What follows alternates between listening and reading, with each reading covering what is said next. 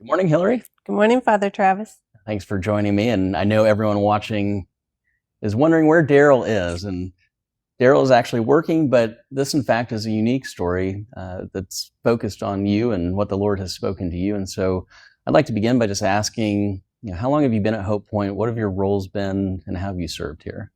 So Daryl and I and our two kids came to HopePointe in 2009, and I have served in many ministries. I was actually the children's ministry director in the early years of our time here, and currently I am the executive director of ministry operations, and it's been a fulfilling role, busy role. So okay.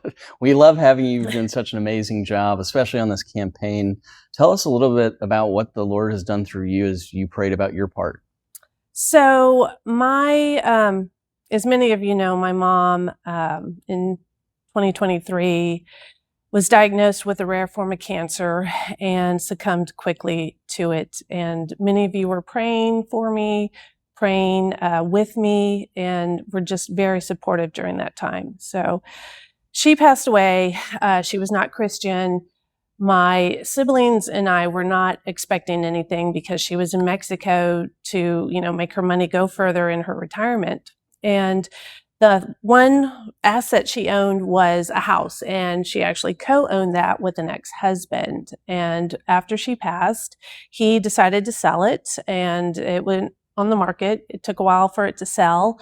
And when it did sell, I received an email saying that my siblings and I would be receiving some proceeds from the sale of the house.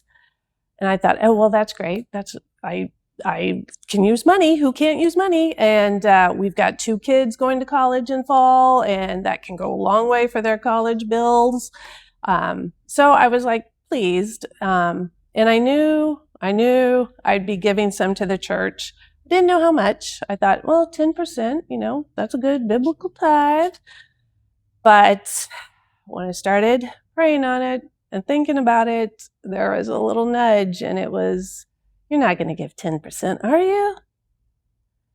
No, Lord, I'm not going to give 10%. How much do you want me to give, Lord? And he was going, I think you need to give more than half. More than half, really? Am I hearing you right? Because that's that could go a long way for the kids. Yes, Hillarie, I want you to give more than half. And so I had to pray on it. I had to stew in it.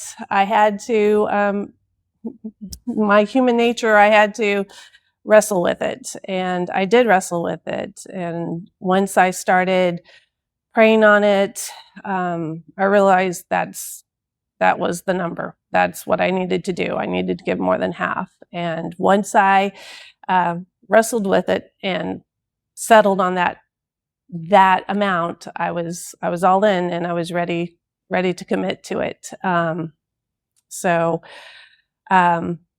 That's my story.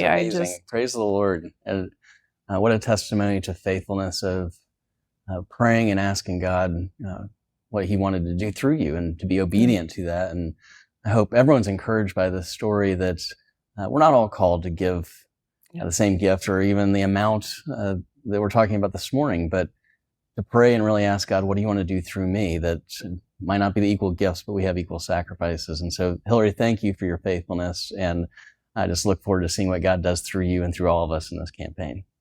Thank you.